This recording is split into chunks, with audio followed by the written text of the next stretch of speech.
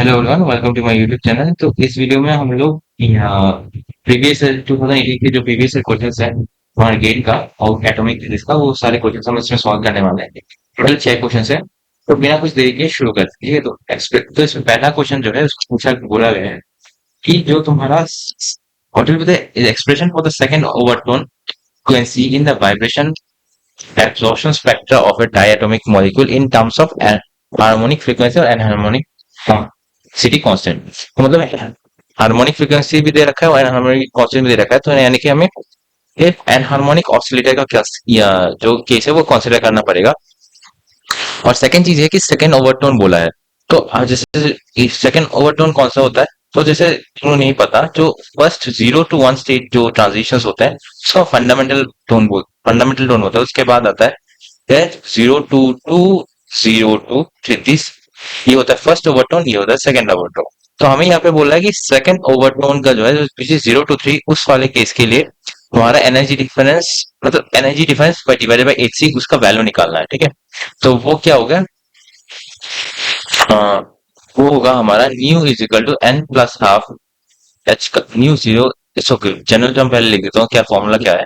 New plus half S E S E minus N plus half whole square हर chi E S E.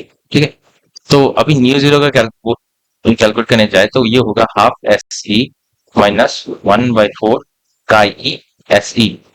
Similarly, there is another term which is mu 3। ठीक है, वो क्या है, वो 3 plus half S E minus 3 plus half whole square तो का ई S ई। ठीक है, तो ये न्यू 3 माइनस न्यू 0 क्या होगा, ये होगा हमारा हाफ इंटू, ओके। तो हमें क्या निकालने के लिए क्या, हमें इसका बस डिफरेंस निकालना पड़ेगा, राइट।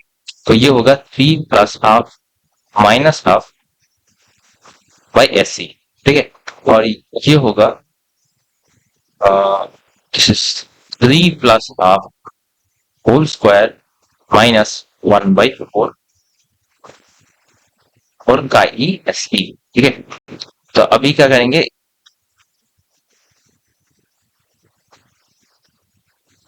ये पार्ट अभी इजी, कुछ नहीं, बस थोड़ा बहुत कैलकुलेशन करना है। तो ये क्या होगा, ये डेल्टा न्यू जो है ये होगा, यहाँ पे हाफ हाफ कैंसिल हो गया तो 3 SE। ठीक है, और यहाँ पे इसको a plus B to a minus B के फॉर्मूले में अगर ब्रेक करेंगे तो क्या होगा कि ये एक आएगा 3 to 4 का ई एस ई। तो इसको अगर हम 3 थोड़ा अच्छे से लिखे तो ये होगा कि एस सी इंटू 1 - 4 का ई। ठीक है, तो ये हमारा सॉल्यूशन होगा। और ये सॉल्यूशन नंबर कौन सा है, इट्स सॉल्यूशन नंबर 4। ठीक है, तो आई होप आपको वीडियो समझ आया होगा, आपको ये क्वेश्चन समझ आया होगा। तो नेक्स्ट क्वेश्चन पे जाते हैं। तो नेक्स्ट क्वेश्चन में क्या है कि हमें पूछा गया है कि इन चीजों को बेसिकली जो यहाँ पे उन्होंने फाइन स्ट्रक्चर कांस्टेंट दे रखा है, तो फाइन स्ट्रक्चर कांस्टेंट दे रखा है और उन्होंने बोला कि ये कौन सा एनर्जी किसके साथ तुम्हारा वो फाइन स्ट्रक्चर कांस्टेंट मैच करेगा। तो ये चीजें आपको लाइक आपको अगर फॉर्मूला याद है तो इससे आपको डिराइव करना पड़ेगा, या फिर कई बार कई फॉर्मूले में तो सीधा दे देते हैं, सीधा उसी फॉर्म में दे देते हैं। तो फर्स्ट चीज जैसे लैम्प शिफ्ट होता है। ठीक है, तो लैम्प शिफ्ट का क्या होता है कि इसको आप अगर आपको याद होगा तो उसका ये इसका जो रिलेशन है वो सीधा गामा टू द पावर 5 से कनेक्ट हो, specially alpha two the power 5 that is fifth power of हाँ तुम्हारा फाइन स्ट्रक्चर कांस्टेंट के साथ ये कनेक्टेड होता है। ठीक है, तो यानी कि ये वाला केस जो होगा ये इस 4 के साथ कनेक्टेड होगा। ठीक है, एंड फाइन स्ट्रक्चर कांस्टेंट जो है, तो फाइन स्ट्रक्चर इससे पहले हम बोर एनर्जी देखते हैं।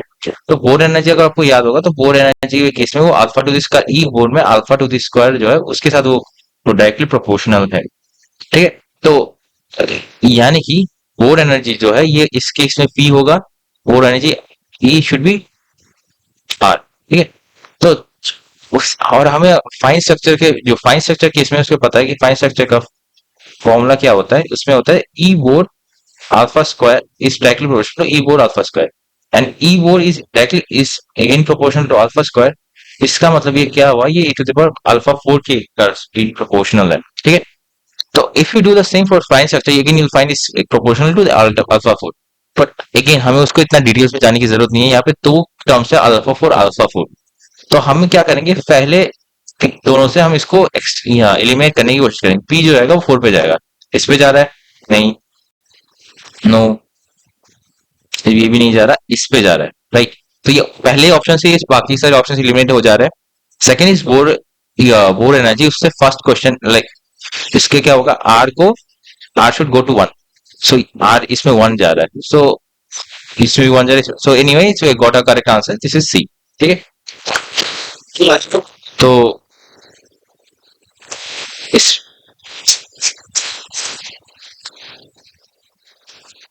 लास्ट क्वेश्चन, ये थर्ड क्वेश्चन है, इसमें पूछा गया कि तुम्हारा ग्राउंड स्टेट ऑफ ऑक्सीजन निकालने के लिए।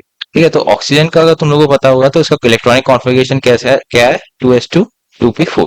ठीक है, और पी शेल में क्या कौन कौन से सबशेल्स होते हैं 1 0 -1। ठीक है, तो अभी इसमें स्टेट फिलअप करेंगे तो कैसा होगा।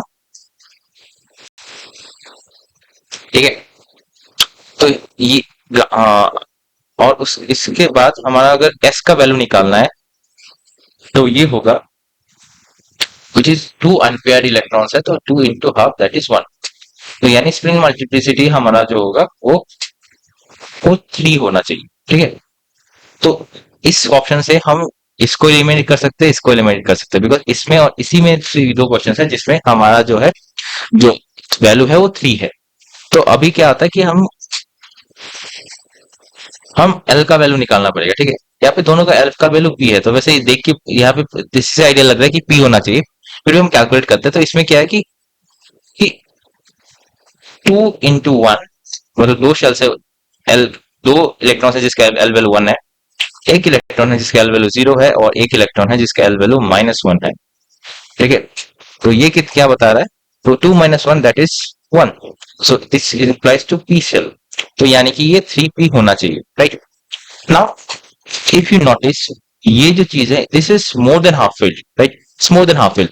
तो मोर देन हाफ फिल्ड में केस क्या होता है, higher the J value lower the energy. ठीक है, तो हमें इसका मतलब क्या हुआ कि हमें सबसे लोएस्ट जे वैल्यू के लिए सबसे हाईएस्ट एनर्जी होगा, सबसे हाईएस्ट जे वैल्यू के लिए लोएस्ट एनर्जी होगा, यानी कि सबसे हाईएस्ट जे वैल्यू कब होगा, जब हम एल प्लस एस करेंगे।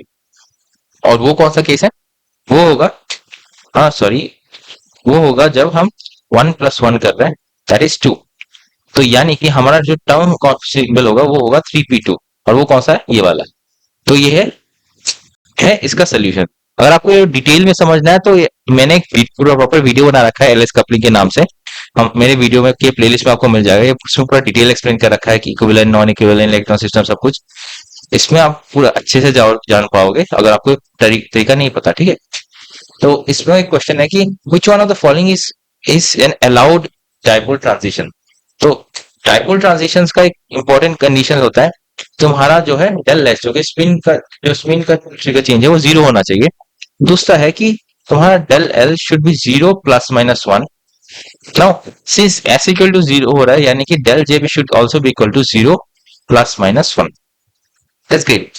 नाउ सेकंड थिंग इज, और एक चीज याद रखना होगा कि 0 to 0 ट्रांजिशन ये फॉरबिडन है। ठीक है, this is some rules of selection, rules of dipole transition.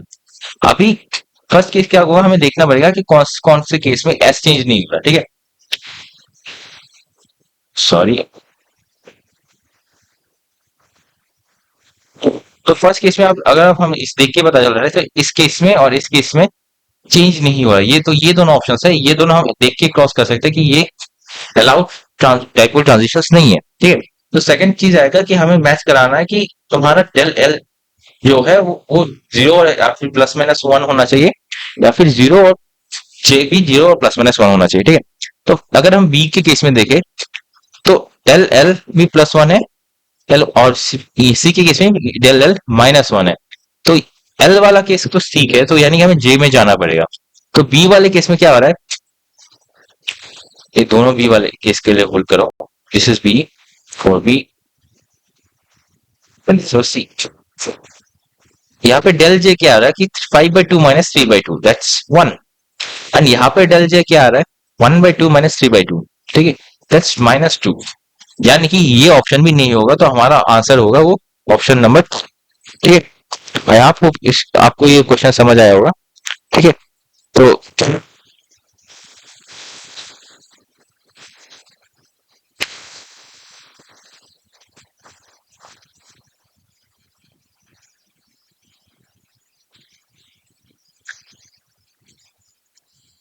तो अभी इस जो पांचवा क्वेश्चन है, उन्होंने ये क्वेश्चन किया है कि इसमें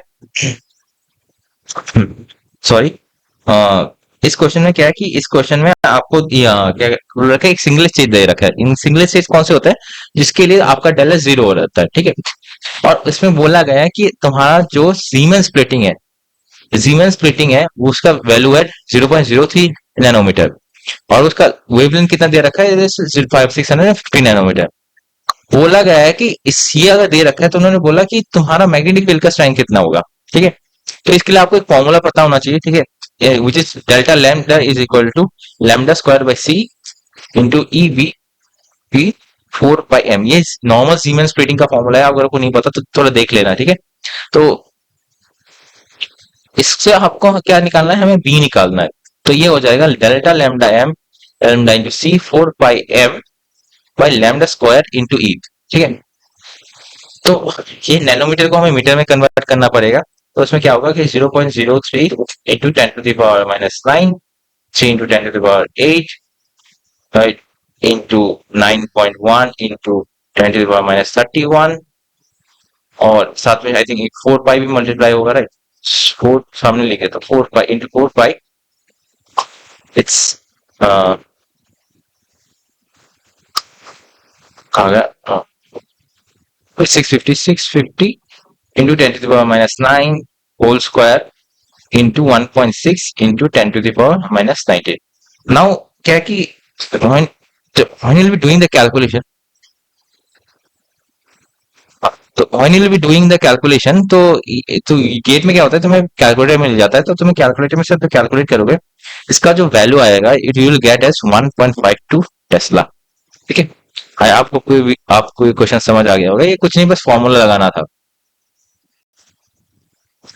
now come to the last question. Last question में क्या है कि इसमें तुम्हें क्या है कि बोला है 4 MeV X ray is emitted by the T excitation of 19 fluorine at excitation of 19 fluorine attributed assuming spherical symmetry from the transition of protons from 1d3 by 2 to 1d5 by 2. If the contribution of the spin orbit it term to the electron is ये वाला, तो find the value of C. Now clearly D D लिखा है, तो यहाँ पे दोनों का एल जो है वो सेम है, and that is should be 2, right. Yes, that's 2। Now या दिस प्रोटॉन लिखा है, तो एस इक्वल टू हाफ होगा। ठीक है, तो अभी क्या होगा, हमें निकालना पड़ेगा स्पिन ऑर्बिट कपलिंग। तो डिफरेंस क्या है, या फिर जे वैल्यू का डिफरेंस है, राइट। तो हमें पता है कि एल डॉट एस के लिए कैसे किस फॉर्म में लिखा जाता है, L dot S is nothing with J J plus one minus L into L plus one minus S into S plus one by 2 by H का स्क्वायर। ठीक है, तो ये जब वैल्यू हमें हमें क्या करना पड़ेगा, हमें इस दो स्टेट के बीच में ये डिफरेंस निकालना पड़ेगा, राइट। तो इस केस में क्या होगा, सी इंटू एल डॉट एस, इसका डिफरेंस। ठीक है, ये क्या होगा, बिकॉज ये दोनों में सेम है, तो ये दोनों क्रम कट जाएगा, तो बचा हुआ क्या होगा। ठीक है, दिस इज द पार्ट, तो बचा हुआ होगा हमारे पास बेसिकली जे टू, सर इसको मैं दो J2 into J2 plus one minus J1 into J1 plus one. ठीक है, by 2। Now this should be, ये जो डिफरेंस का वैल्यू है, ये this value should be equal to, यहाँ पे एच का स्क्वायर टर्म होगा। एनीवे जब हम डेल्टा सी का वैल्यू निकालने जाएंगे, तो ये एच का कैंसिल हो जाएगा, ये भी चला जाएगा, ये भी चला जाएगा, तो सी का वैल्यू जो आएगा हमारे पास ये आएगा। ठीक है, नाउ सी जो है वो इट्स जस्ट 3/2 से 5/2 जा रहा है, यानी कि उसका डेल्टा जे जो है इट्स जस्ट 1। तो हमें इसका वैल्यू, इसका मतलब पता है,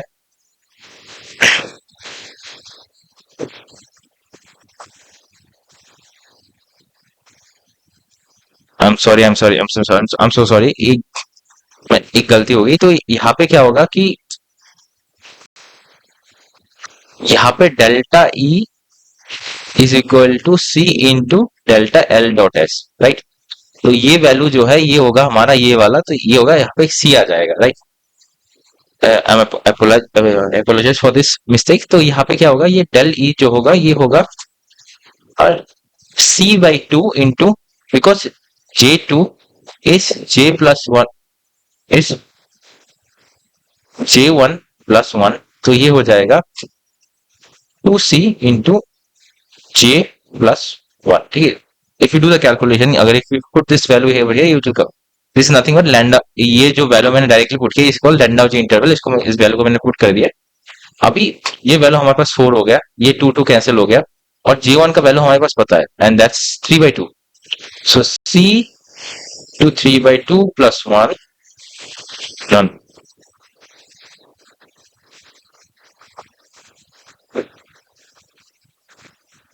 हाँ, तो इसका मतलब ये हुआ कि 4 is equal to C into 5/2, that's equal to C is equal to 8/5, ठीक है।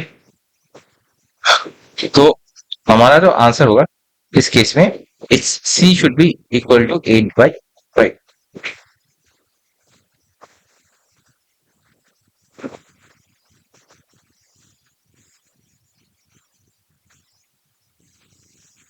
ठीक है।